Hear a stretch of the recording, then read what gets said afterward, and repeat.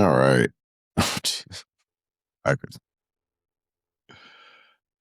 Welcome back to what is this? What are Jeez. we? I think it's episode 25. Wow. All right. Well, yeah. Welcome back to episode 25 Of of what are we called? occasionally philosophical, I'm just messing with you this morning, Mark. the father and son podcast where I don't know what we question the stories. Well, we are definitely questioning the stories. That much we can say. What's on your mind this week, kid?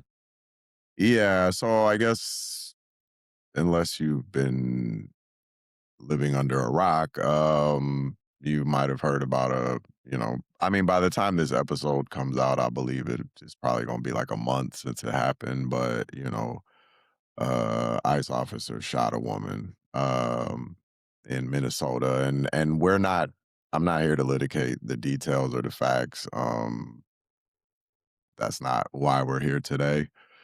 But it got me thinking about like, you I guess what sparked it was more the comment section of these videos of this shooting. Was It's like you see a lot of people that were like, oh well, why didn't they listen, or why didn't she do X, Y, or Z, you know, as if that's some kind of justification for getting shot in the face. But anyways, we're not here to litigate that. um But it got me thinking about the whole, like, you see it a lot in a lot of these, we'll call them government sanctioned murders or killings. Yeah, government sanctioned murders is a little yeah, that'll throw some gas on some I'm fires. sorry, I do have a little bias. But because We my all have a bias little is showing. we all have a little bias. The recognizing our bias and being able to step outside of it is the real trick, I think.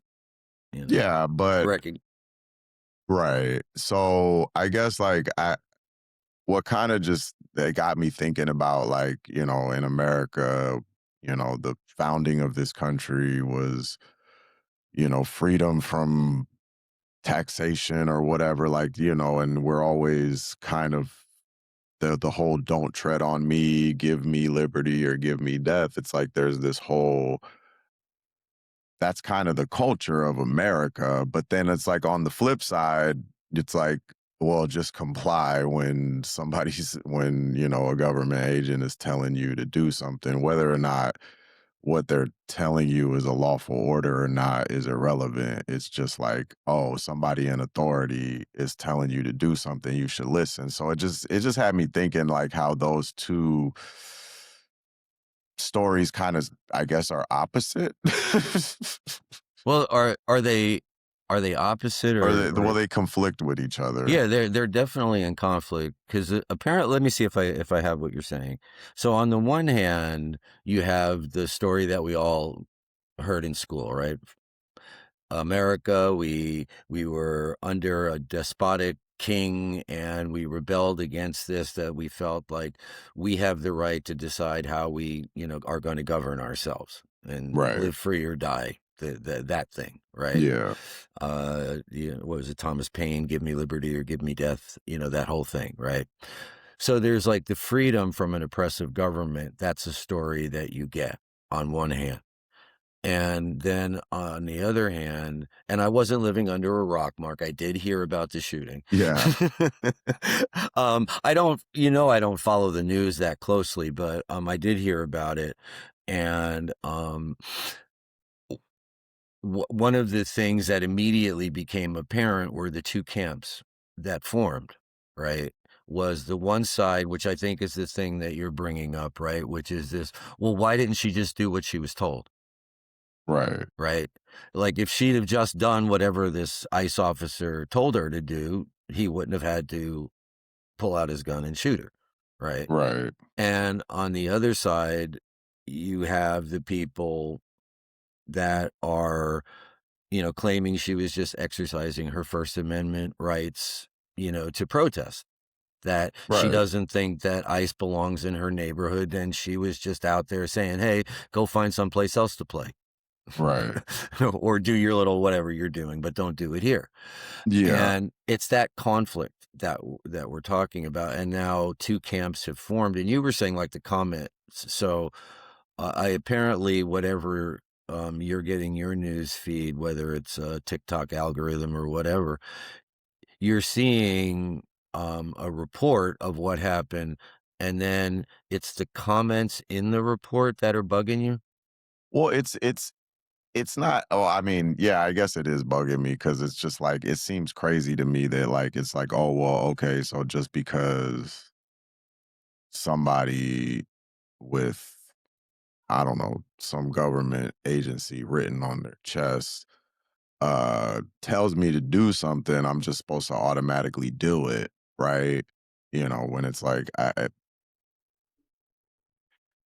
it just seemed like I said, it just like it conflicts with the whole idea of being an American. Like I have this freedom to like move around and do what I want to do, right? And within reason, obviously, it's not like without Well, harming other people, yeah, it's like, are you obeying the laws? Right. which is Now part of, yeah, that's where now, you, why is it that compliance, do you think why do you think that compliance is treated as a moral obligation when it's a when it's you against the state, when compliance is not a moral obligation when I ask you to do something, right? well, I You know, think, I ask you to do something, you're not morally obligated in the same way that if I was the state asking you to pay your taxes. right. It's like if you say, give me $100, it's not the same as the IRS saying, give me $100. Right.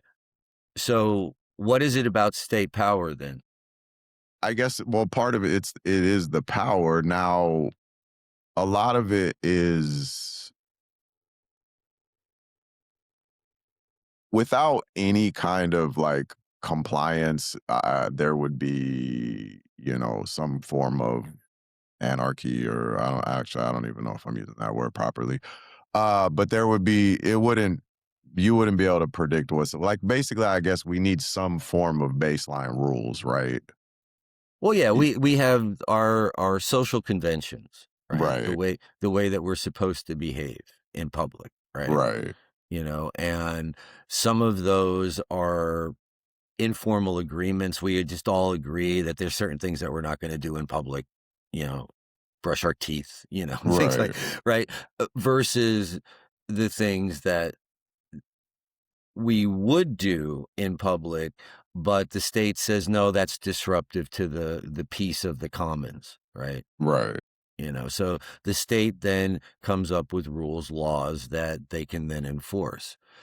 Um, when when this happened, right? Yeah, The stories that come out, and it was something when I used to be active on social media back, 6, 7 years ago. Um, One of the things that I started seeing in relation to the shootings of unarmed black men, right? yeah, Which was the meme. It was, exactly when did protect and serve become comply or die, yeah, right? And so for the black community, this, rapid escalation from, "Hey, what are you doing?" to bullets flying is their lived experience. It's part of their daily lives almost, right. I mean, right? yeah, And a lot of this noise, at least from my perspective, is that, "Oh, it happened to a white woman." I definitely, it's, "Oh, it happened to a white woman," and suddenly who's the also world a is US screaming citizen. Yeah, that, "Oh, exactly. this is terrible that the police would take this violence against the United States citizen." But those same people that are screaming right now were eerily silent for Fernando Castillo and Tamir Rice and, et cetera, Yeah, Breonna Taylor, and on and on and on and on and on, yeah. right? Not a peep out of these people, or if they did say something, it Some of them, was yeah. it was muted. Yeah. But now, now it's a reaction against this authoritarian, push of the current administration. It just, and you've got a lot of people reacting with comparisons to Germany in the 1930s, and so a lot of tensions are already high, Yeah. right? And then you take something like this and throw it on top of it, right? We basically know that she was on the street, she was in her SUV, she was either blowing a whistle or telling them to get the hell off her street or whatever. They told her to move on, and she started to drive her car and she got shot. That's what we know, right? Right. Now there's a whole lot of interpretations of facts and everything else. So in our framework that we've we've spent the last few months trying to build, like on the stories and the frameworks that we live in, right? We talked about like how this dominant narrative structures even the way that the individual stories get formed, right? Right. Yeah. That dominant culture, the voice of mother culture thing, Yeah. that we've established that there are, basically, like the earth was made for man, man is separate from and above nature. The civilization that we have is the pinnacle of progress. And oh, by the way, there's something wrong with people. Right. Right. Yeah. And that something wrong with people is part of the justification for the entire law enforcement apparatus, the entire governmental thing, because people need to be controlled. Right. Yeah. All right. Now, that's the big story that's operating in the background, right? Yeah. That we've talked about it. You refer to it as the background hum. Right. So now we're going to drop down a level. Now we're looking at these, the stories that formed as a result of this event that happened about a month ago, or by the time this airs, it'll be about a month ago. Yeah. Because we're not trying to stay current, you know, commenting on the current events as they happen. It's just you It, don't have it's a, time to it, think about anything. it's exhausting and it, Very. it but yeah, the I kind of wanted to touch on the Germany. What I found funny, because one of the things that I find just kind of funny that they make these a lot of people have been making this Germany reference, as far as like what's happening in America right now. But like if I remember, I'm not sure where I read it, bad on me, but basically I either read it or heard it somewhere that like that he was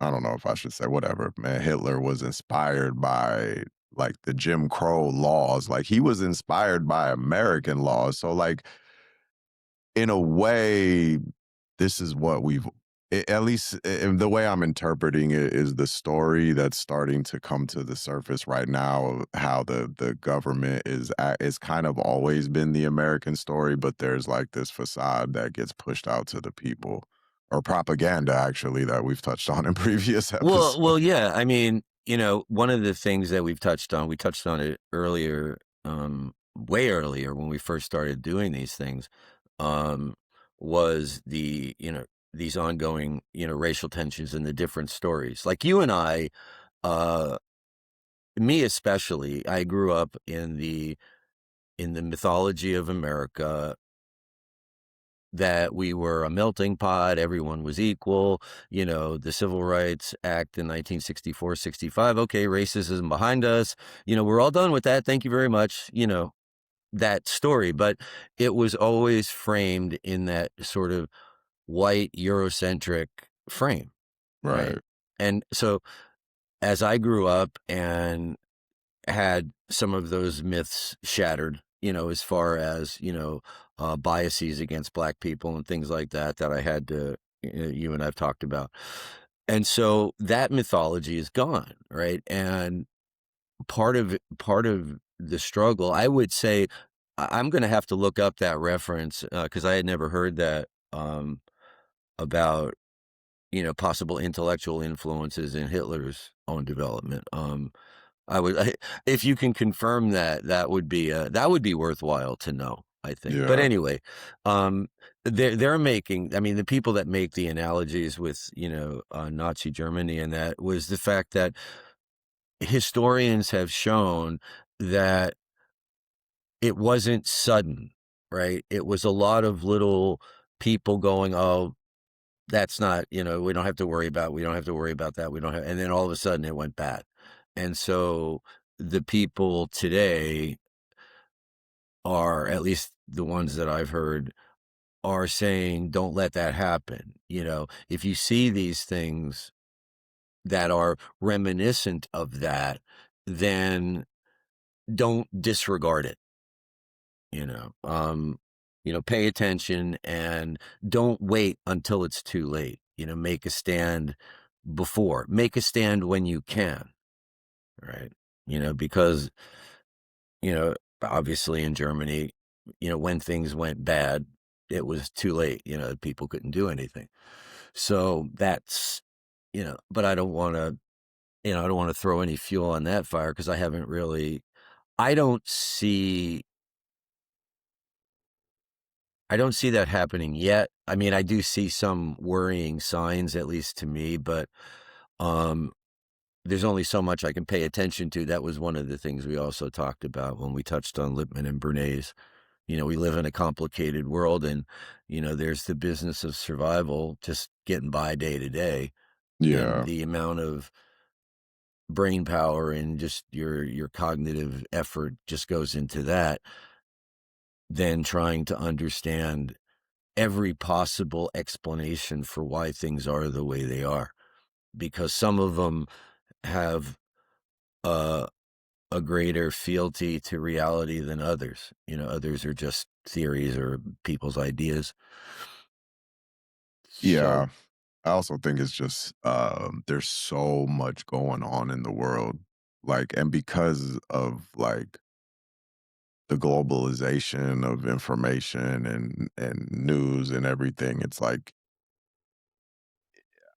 I get it. There's in all the fact of the matter is there's people suffering everywhere in exactly. various forms, whether it's just being poor or being in a war torn country or not having access to modern whatever technology, medicine, whether there's um, you know, um yeah, it's a lot, and because of, like, the internet, like, it's just we're constantly being bombarded because every time and I'm sure if people pay attention to us, enough, a few people do, so, I'm sure we'll probably get some comments, where it's like, "What about this? What about that?" And it's like, "Yeah, I get it. There's a lot.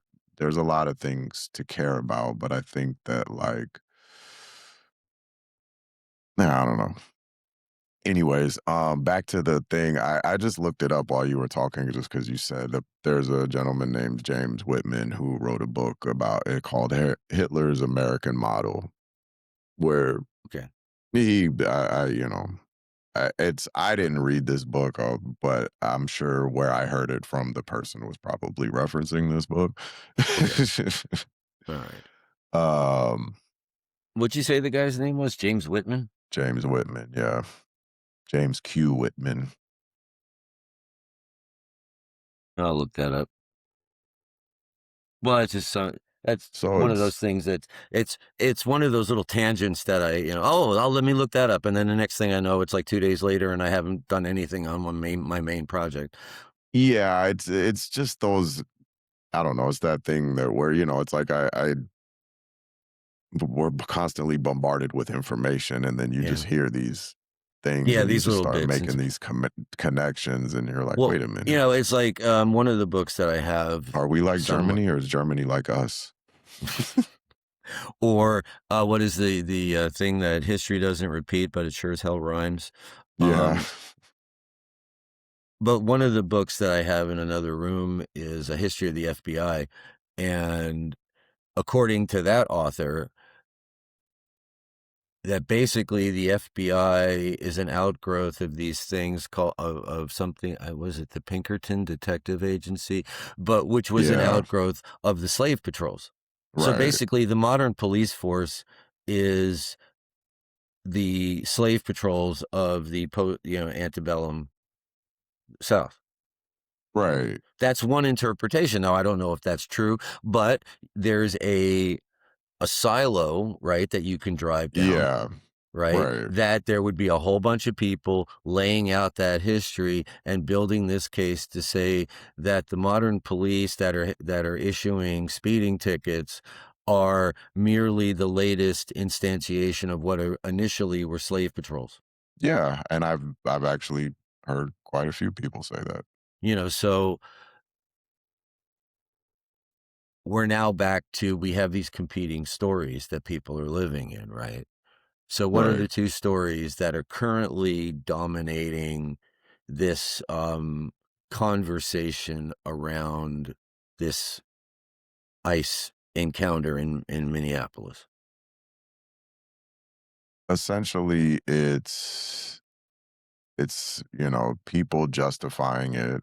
The they're not saying comply or die because obviously that was coined as like you know, like a response to what was happening, but like that's essentially what they're saying is like, oh well, if she had listened, she would be alive, Right. So right?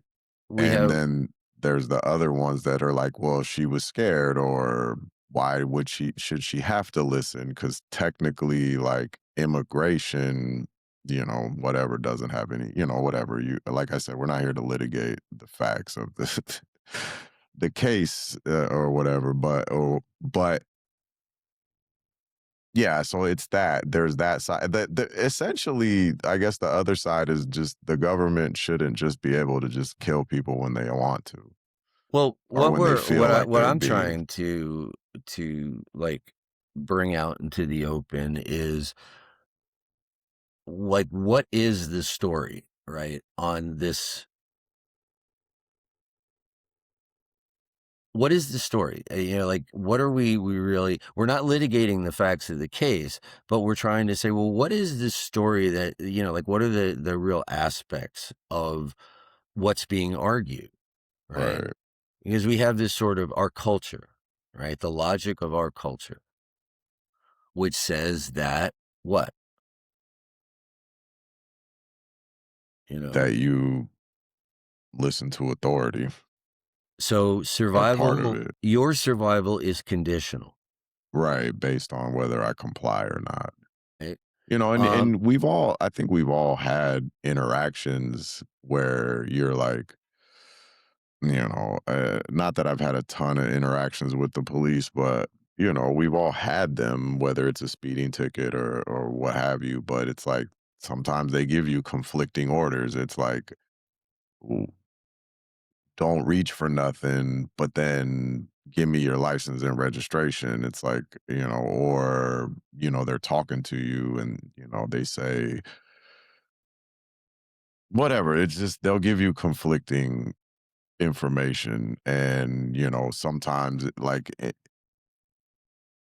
so it's rough when you're the citizen, and it's for whatever reason it's dumped upon you, like you said earlier, the moral, that complying part of being, that being the moral obligation right. of me complying when I'm the one that's like, I don't know. Well, the comply or die is a memification of something that's been around for longer, at least since maybe the mid 90s when they started really looking at like police violence and things like that. I don't you brought the topic up to me, you sent it to me a couple of days ago, said, hey, I want to talk about this. So I just had a quick chance to just do a little over, very cursory search on this idea of, comply or die as, like I said, I had seen that meme when I was active back on Facebook, several years ago. So, um, I'm thinking that, within the stories that we tell, because you have the one side who thinks, and we're on, I mean, I think it's obvious that we're both on the side that thinks that that woman being dead is a wrong thing. She should not be dead, Yeah, right? the regardless of So, whether they're police or ICE agents, they're not judge, whatever, jury, and that executioner. she should not be dead, right? So we're definitely that this was a wrong. All right. Now we have the stories that say on the one side, you're getting, well, why didn't she just comply? Right? The officer told her to do this and she should have just done it, right? That's one story. That's the comply or die. And then the other side is that she has a right to protest. The police they're out of control, yada, yada, yada. These are the two stories. So now, in keeping with our Ishmael themed, that voice of mother culture theme, I want to unpack, like, what are the parts of the story that people, like, these unchallenged beliefs that allow someone to easily fall into the camp of, or to not challenge the comply or die framing, that, oh yeah, she should have, right? What are some of the unchallenged assumptions within that make that, That the police officers have a dangerous job? right? There's one. That's part of the belief structure, right? One of them is that survival is conditional, right? Because Yeah, remember, we're looking at the background hum, not the yeah, things that are said outright, right, the assumptions that are baked in, which means that you, average Joe, Jane, picks up their phone, opens up their news app, whether it's TikTok or the Google News feed or Instagram or whatever, and they see this story yeah.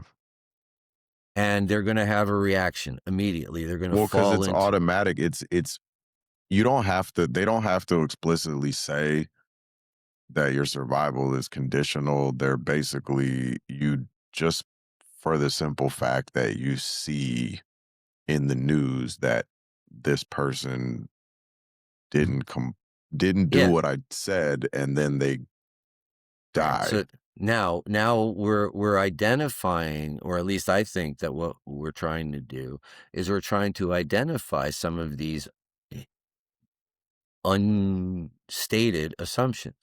And one of those unstated assumptions that we live in when it comes to our interaction with law enforcement is, whether we say it out loud or not, is that our survival, our safety is conditional. Well, yeah, I mean, I had the last time I got pulled over, like it was a while back, but it was because of my tints, whatever. But like, I remember like I was being like super intentional, I should say, about my movements. And the cop said, "Oh, don't worry. Like, I'm not, like, I don't think you have a gun or anything like that, Well, yeah, but it's but like that's an that, assumption. But again, that's an assumption that a policeman makes to you that he would not have made had your skin been a different color. right? Right? And this is one of the things, these are one of the assumptions that we live in, and one of the things that gets challenged in a lot of the stories that we tell. Because you're like, "Well, you were being real deliberate," and the cop's like, "Don't worry about it." And you're like, "Yeah, I was just being silly." But you're talking to your friend, you know, brother, right? And suddenly he's like, "Yeah, that never happened to me." Right? No difference, right? Yeah. Right. All right. So what's another one of these assumptions that we're, Authority defines safety. and how would you explain that to someone else that is new to our frame? Well, um, well, I guess the assumption is that the government or the police or ICE or whatever is keeping us safe, right? So it's important. It's impeding them from doing their job is detrimental to our safety. That's kind of like the implied story, I think, right? Well, yeah, that the reason we're living in a thing that the people in charge have your safety uppermost in mind, right? That would be part of this assumption that we make. And so w when there's something else that's kind of a little bit more subtle, um, but it's like, if something bad happens to you in an encounter with law enforcement, Yeah, whose fault is it? if all I mean, that's the story. That one, Right. the So in one, other yeah, words, w one of the things that is sort of pre-baked almost, or an unchallenged thing to where people would react one way or another, is this idea that, well, if you get hurt in an interaction with the cop, it means you must have done something wrong, right? Just right, it's almost automatic. One of the things I remember once we were going to visit my aunt and uncle out in Queens, and we're driving up Highway 35 on our way, and my dad just mentioned, he goes, "Oh, there's a cop over there." And the first words out of my mother's mouth was, "You must break the law all the time. The only people that know where the cops are the people that are breaking the law." Right? So this is kind of one of her beliefs that she had, that yeah. she operated on. And Well, so right, and you see it like, well, why were they running? Like, that's like, why were they running if they didn't do anything wrong? You know, like, right. why was she running if she didn't do anything wrong?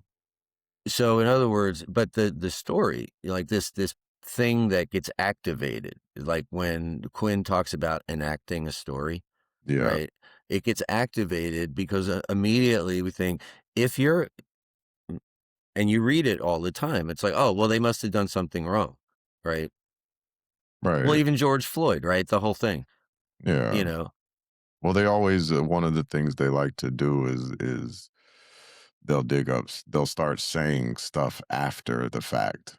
Well, oh, well, he was a convicted felon, or he was blah blah blah, or she was Antifa or whatever. Like, it's like they start bringing up stuff that, like, Well, it's irrelevant. it's So irrelevant because in that moment, like, you didn't none of know that that stuff it matters, mattered right? at that All right. for that interaction. Yeah, So now what we kind of find ourselves in is really what we're dealing with these stories that are competing over what happened, is it's not really a universal rule, you know, right?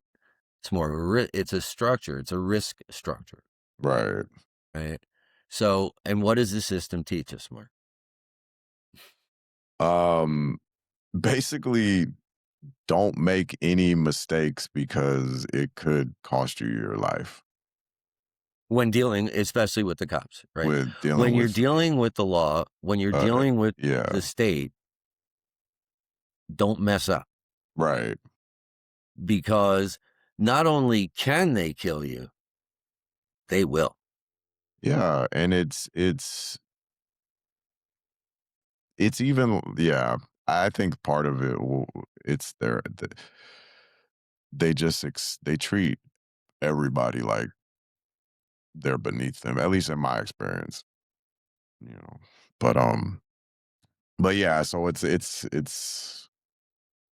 yeah, you have to be the one that has to, I guess, de-escalate the situation in a way, you know. So Because it any fall type of, like, like, I was thinking back to, like, one of my first interaction, no, not one of my first, but I basically I turned right on red when you weren't supposed to turn right on red, and I was like, the cop saw me, he pulled me over, but, like, I was delivering pizzas at the time, and I was, like, really close to my job. So I just pulled into the parking lot. Like, he hit the lights, and I basically had to do a U-turn and make an immediate right into the parking lot. But he hit the lights when I was in the left-hand turning lane. So I just made my U-turn and made my right-hand turn into the parking lot. And that pissed him off, right? He like got upset because of that and said that I should have pulled over immediately. And then it was like I was at work, so like I actually got out of the car and he was like, "Get back in the car." And it's just like this whole attitude. I'm like, dude, like, look, if you're just gonna give me the ticket, just give me the ticket. Like if you're saying I did this, but like all this whole power trip, you know. Um, but at the time, you know, like it's maybe because I'm white, whatever. I mean, we were in at that time we lived in a fairly nice area in Placer County in California. So like there wasn't like a super like he was just being a jerk. I don't think he really thought that like I was a danger to him, but he threatened to take me to jail. And I was like, for what, dude? Like, I didn't do anything. You give me my ticket and leave me alone. Like, but people would argue that, like, in that situation, I guess the reason why I'm bringing that up is that in that situation, had that turned out badly, I'm sure people would have justified it. They were like, "Oh, well, why didn't he pull over right away? Why didn't he stay in his car? Like, why didn't he blah blah blah?" You know. Now, thankfully, I'm obviously here, so it didn't turn out. But like but my defiance at the time, because I was 19 years old or 20 years old or whatever, and I had this problem with the authority, like that could have theoretically, like in another scenario, got it would have been bad, you know, because I wasn't compliant, you know. Well, all right, so in a very minor case, you see the same dynamic being played out. Right, like, I see how Okay. it could lead to that, you know what I Uh, mean? Like, yeah, that was a y simple case I got, it was a traffic violation, but that's a lot of times how it starts, like, you know, because even if you wanna say she was blocking traffic, like, or whatever, it's like, that's a traffic violation. That's it, it's a ticket. Like well, yeah, but, again, you're starting to get into the details, and neither sorry, one of yeah. us are anywhere near Minneapolis, Minnesota when it Right, happened, yeah, yeah, yeah. right? So, we have the one framing on the one side where people are, um angry about it, protesting it, saying this is an example of government overreach. This has to stop. All right, and we explored some of the underlying beliefs from people on that side, and now we have this conflicting story. Right. And you wanted to bring that up a little bit. You mentioned it in the beginning, the sort Yeah, of the the "don't tread on me" yeah, idea. the American kind of way, so to speak, the kind of American attitude, what the country was essentially founded on. Yeah, don't tread on me, give me liberty, give me death. You know, it's like we're taught, you know, what's it called? You know, George Washington and all these people, like they resisted this British rule, and it was like good because we, you know, made this great country that we live in now, right? You know. So in that sense, that the resistance to authority, the king's authority in this case, was the hero's journey, so to Right, speak. yeah. It's like, All right, "Oh, so you those" yeah, don't do right, what the government tells you. If it's wrong, right, if it's violating some God-given rights, and that was Declaration of Independence, right? yeah, And so, all right, and in that document, they kind of made this case that in order for any authority to be legitimate, right, it has to almost self-justify, yeah, right? Well, why? We have taken it upon ourselves to form a government that suits us, the way that we want to be governed, right? yeah, And we got everybody together and we all talked about it and we batted some ideas around and the best ideas won and there they are, right? And then one of the founding fathers, who who's I don't know, I guess he doesn't get the same press that like Madison and that gets, but old Ben Franklin, with yeah, those who would trade their essential liberties for safety deserve neither liberty nor safety, right, yeah, right? So the idea that seemed to be baked in at that time was that the kind of freedom that's worth having implies some danger. There's risk to that kind of freedom, right? Right. Yeah.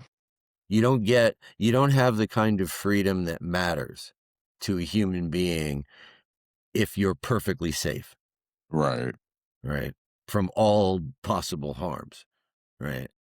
Yeah, because it's like you could be locked in a house and be perfectly safe, or well, yeah, I mean, for the most part, right? But Well, yeah, is that a good existence? well, you have the people that out of fear, they isolate more and more and more and more and more. Yeah, Yeah. they're safe, Right. lonely, miserable. Yeah. Right. But So yeah, but this is also something that we hold, at least as Americans we hold, right? yeah. I think I vaguely remember you saying something about that when I was growing up, but that's something along the lines of like freedom and security kind of are like not quite opposites, but they They contradict. exist in tension. Yeah, yeah. They exist in tension because the more freedom that you have, right? Less The security. Well, yeah, because there are more things that you're unaware of that could hit you in the back of the head, right? Right. So to speak. There are more things that could go wrong. Yeah. So now we've got this one mythology that circulates around and part of the background hum, which is that, the resistance to tyrannical authority is heroic. If you're gonna tell me what to do, you damn well better have a good reason for it. Yeah. And that our freedom implies the ability to take risks, and deal with the consequences. So in a sense, we have this contradiction, Right. just playing itself out that we're trying to resolve, right?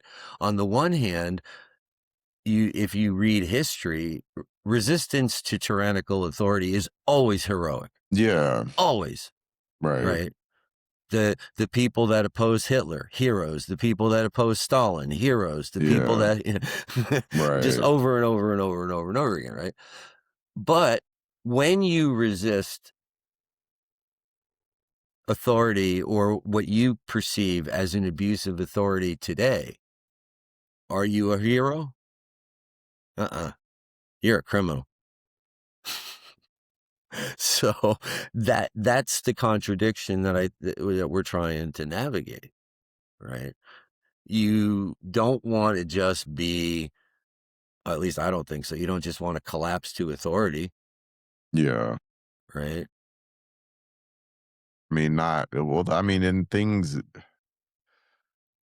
the thing is, I mean, you kind of alluded to it earlier, is the people in power decide what, for the most part, benefits them. Like when you say like when they were writing the declaration, they were talking about like, oh, well, what benefits us? They meant like them, like the rich landowners, like Well, yeah, yeah, people like that. who- so as far as like resistance being good, like yeah, because it's like a lot of, not all of them, but there are a lot of these rules that they make that are not in our best interests. And like, I don't necessarily think that we should just say, all right, well, you know what, that's just the way it is. Although that's the story, that's part of the mother culture story that, is Yeah, being so told, the hum in the background as well. That's just the way it is. right. So mother culture teaches you when resistance is reasonable, right? Right. Now, Small incremental changes. yeah, small incremental changes, no big deal. Yeah. Or um are you, because now here's our current situation, right? Where it's 2026, um ICE is, all over the place. I just saw something that their ICE is active in Red Bank right here. Really. Yeah, and I'm figuring it's that Wawa where all the guys hang out, for work. but I saw that, um, because it was like some people were. It was a small group of people protesting ICE in Red Bank, and I went, Jesus, they're here too. Yeah, That's only 5 miles away from me. So, yeah, but it, but the culture teaches us when resistance is reasonable, right? And it'll say, oh well, no, you shouldn't like these activities. What ICE is doing, yeah. you shouldn't be protesting that, Right, right? because that's back to the thing earlier, the safety part. It's like those they're theoretically, at least the story that's being told is that they're Well, making the country safer they're making the from country these safer, scary right? So people. who gets the benefit of that? Who benefits from that? Who benefits from that story being accepted? Mm. All I mean, from my perspective, it seems like the people in power, the wealthy, they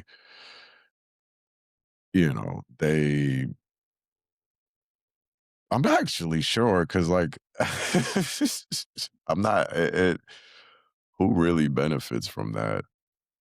I guess I mean back to my whole reading Mark's journey and everything. It's like that I feel like it's just to point the finger, like because it's like it theoretically it should be like the upper, like the lower class should be consolidating, but as long as you can say, oh, it's the brown people or the black people or the white people with green eyes or the white people with brown hair or whatever, as long as you can point to somebody else, it's just like, oh well, the Irish, back in the day it was like, oh, the Irish are taking your jobs, and it's like, or whatever, like, so it's like you're always pointing at somebody. And Okay. to me, I guess that benefits the people in power because it's like now what was that? Gosh,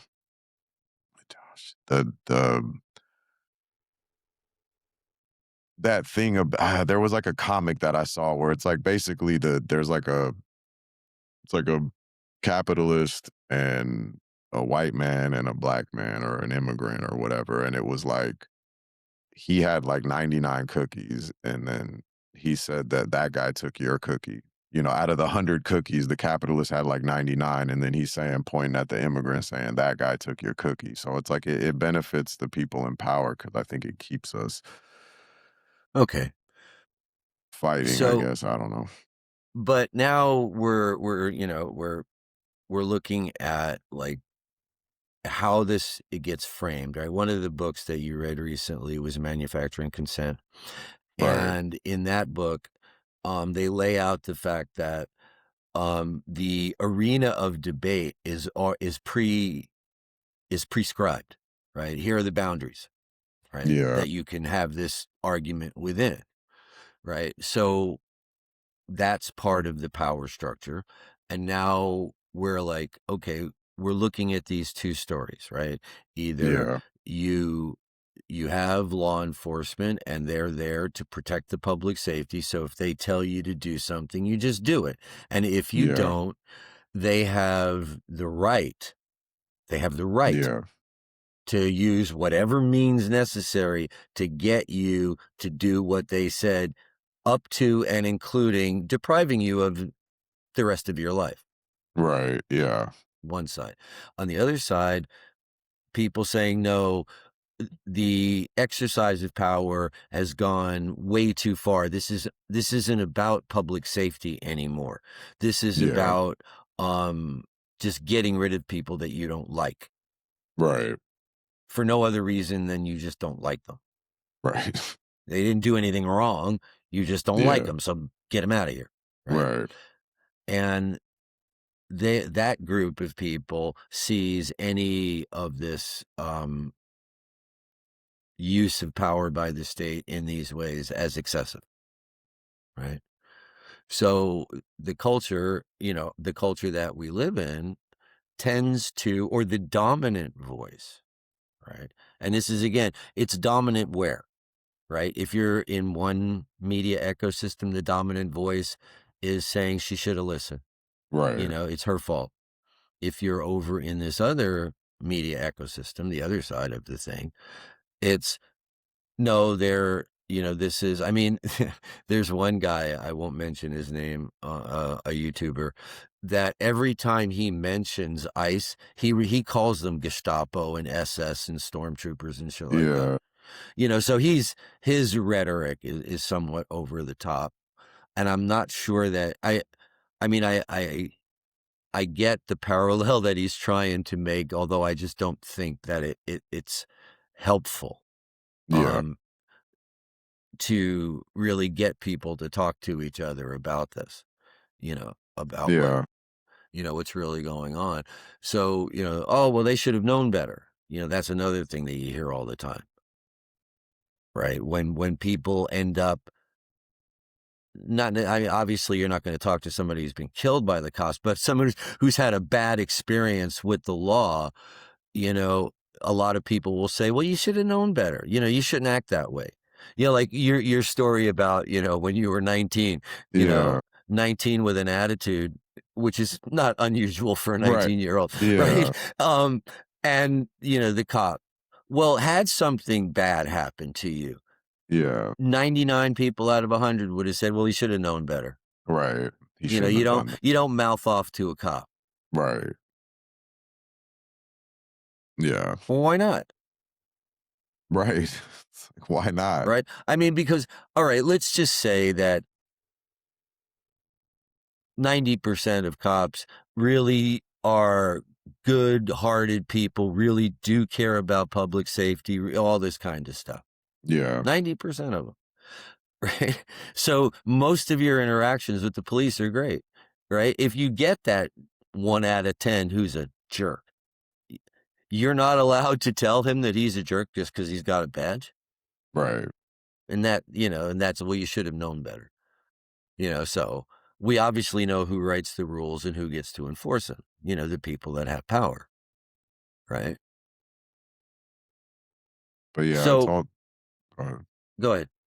no, I was just gonna say like the other side, that manufactured consent part is like, it's, oh, well, the officer feared for his life, or, oh, they gotta, we're watching it in slow motion and that was a split-second decision that they had to make or whatever. So there's like that story that's being told on that side Right. Well, a couple of weeks ago, when that we makes touched, people, yeah. a couple of weeks ago, our topic was the culture of fear, Yeah. right? So now think about that you take that culture of fear, right? And now you overlay that onto this discussion, Right. right? Now you have maybe, that woman, Renee Good, is that her name? Yeah. Yeah. Yeah, Renee Good, right? You have her, she's living in a media ecosystem that's telling her, be afraid.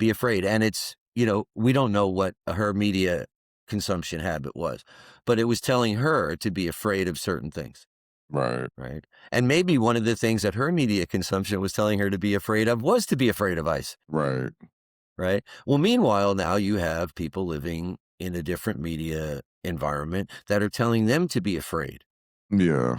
And maybe the ICE agents are in a media environment that's telling them to be very afraid of Antifa. And these people that, oh, they look like they're just driving their little minivans, but they are vicious, whatever, looking to kill you. Yeah. I Right. mean, And so now that guy's on the street with a head full of whatever he consumed over coffee and, his bagel in the morning, right. and now he's on the street,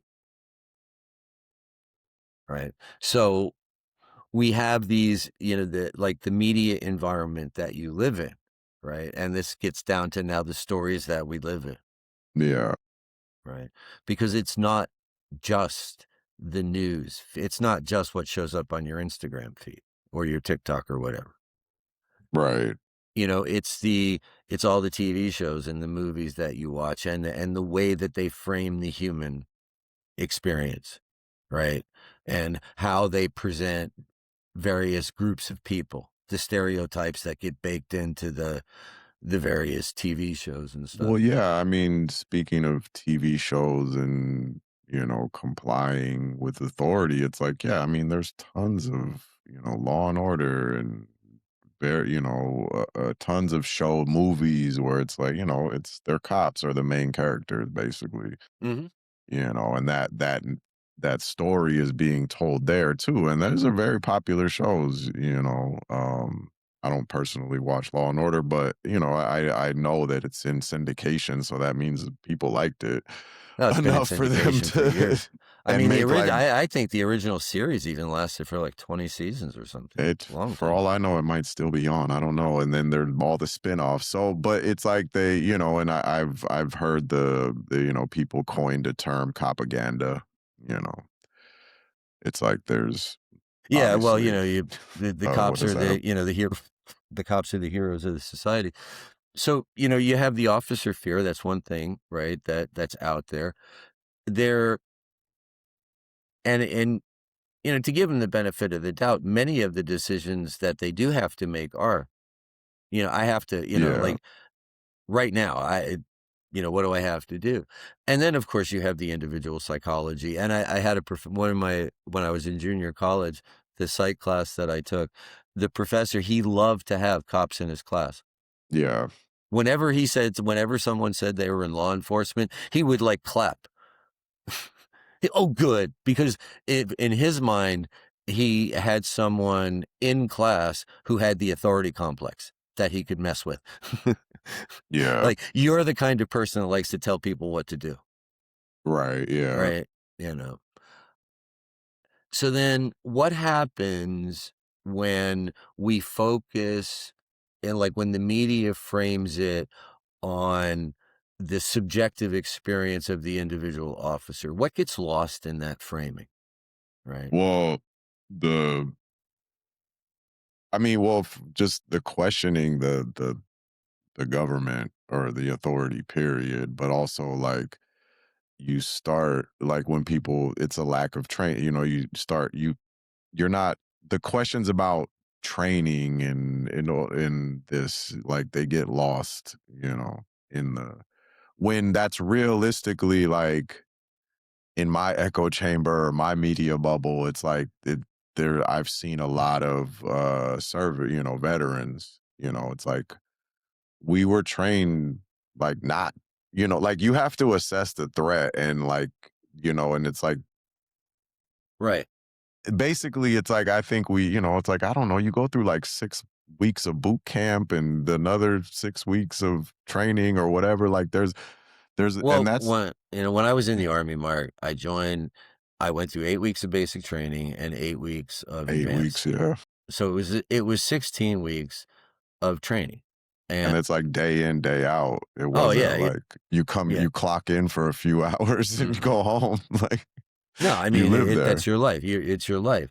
Yeah. And it's about, and a lot of it is threat assessment. A lot of it is about teamwork. A lot of it is, being able to look over a landscape, pick the best, like pick the best defensible positions, where's the enemy likely to come from, all that scouting and all that kind of crap, you know. Yeah. Um, but we're talking about like the media frames the story, when you're thinking of okay, Renee Good's dead, this officer shot her, okay, and it gets framed as on the one side, like the protesters are this amorphous mass that's causing this tremendous amount of fear. They're not individual people. It's part Yeah. of this mass anti-government or whatever, thing. But the the officer's reaction to this is subjective. Well, he felt fearful, et cetera, et cetera. And it disappears how these ICE agents are being trained. What Right. kind of training are they getting, Yeah. right? Um, what legal standards are in play, right? Yeah. The other day I read something that ICE is using these things called administrative warrants. And an administrative warrant just basically means they can kick your door down without probable cause. Yeah, so So basically, the president says, "Oh, Mark is, I'm suspicious of Mark." And the next thing you know, they haul you away, they kick your door down. There's no judge had to sign off on a warrant, probable cause, or anything. get any evidence or nothing. So there's some questions, like when we start looking at the subjective of these individual ICE officers or whatever, Well, we don't yeah, because I what see. legal standards that, Well, that that's disappears. one of those things. It's like, yeah, do they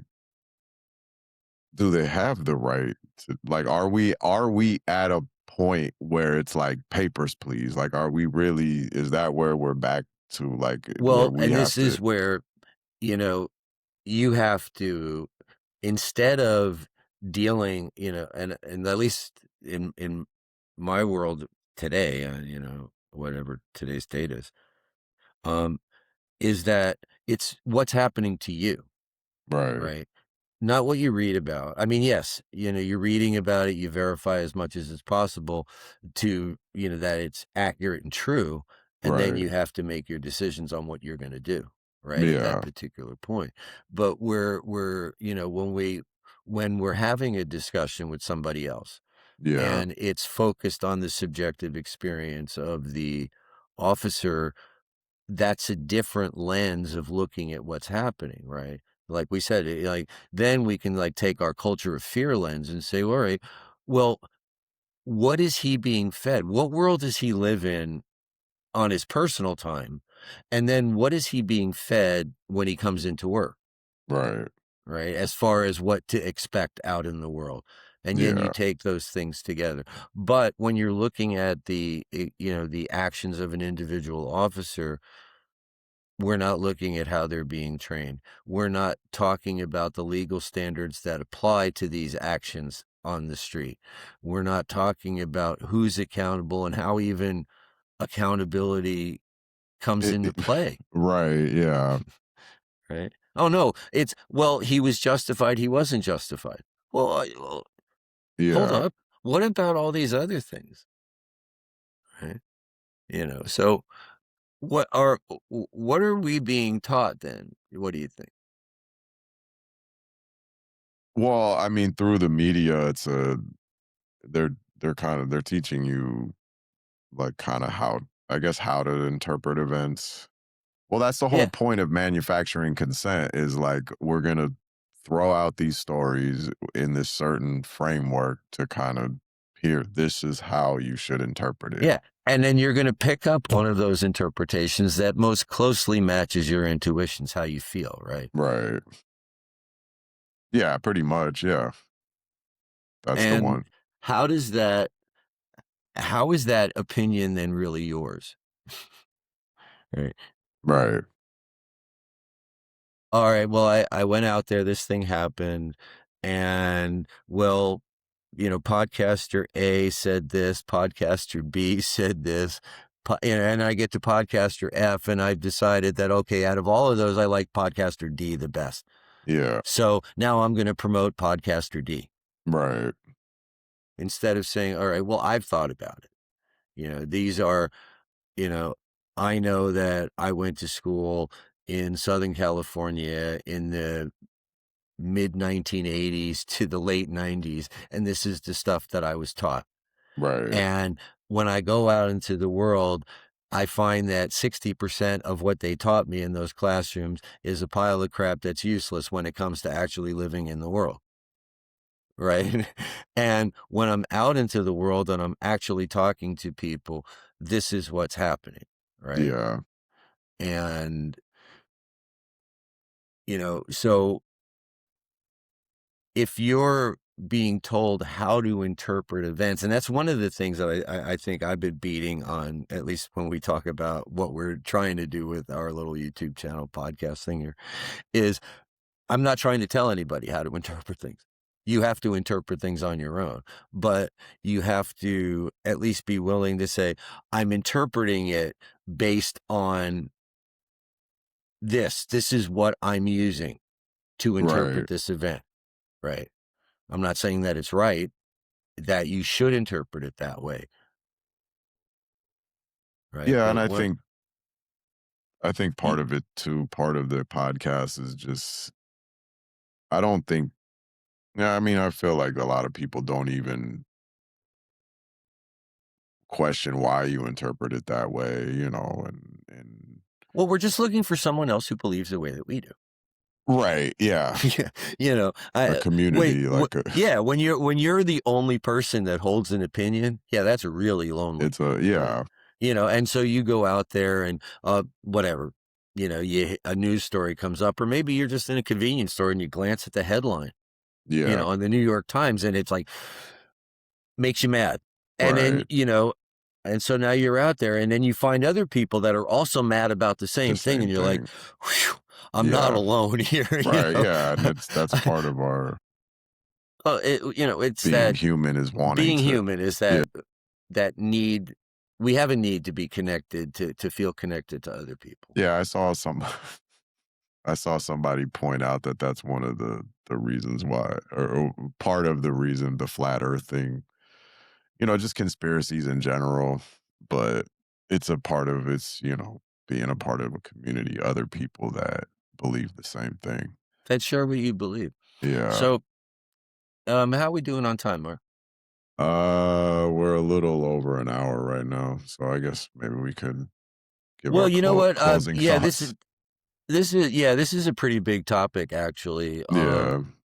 And it's not gonna go away because ICE is still on the streets and all that kind of stuff. But I think it does open, at least for me, it opens the door for what are all of our 24 episodes of laying a foundation we're trying to get us to. Yeah. Yeah, for To be able to look at the stuff that, because we do, I mean, you and I still have to walk out our front door, and we may turn the corner someday, and see, an yeah. ICE agent, and we're going to have to decide at that moment, how are we going to react, Right.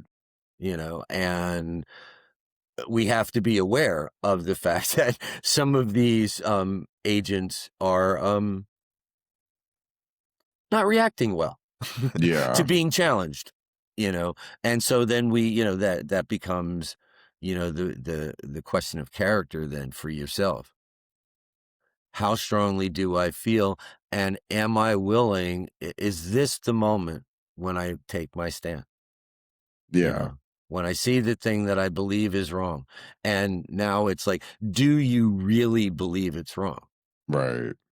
Or are or are you just performing because you want to be accepted by a certain group of people? Yeah. That's the other thing too. You know, Yeah. we're all it It's When I easy was a to kid, they used to say talk is cheap. right. Yeah.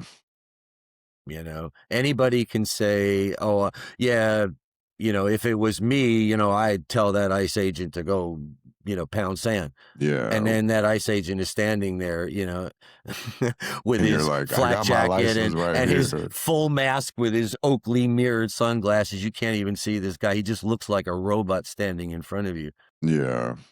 and he's armed and you're not, Right. you know? Are you still willing to stand there and say, "You know what? If this is my last stand," Yeah. you know, and I don't know. It's a question for every individual as, all these situations play themselves out. So, Yeah. I think we only got halfway through our outline today, Mark. Yeah. So That's I all guess right.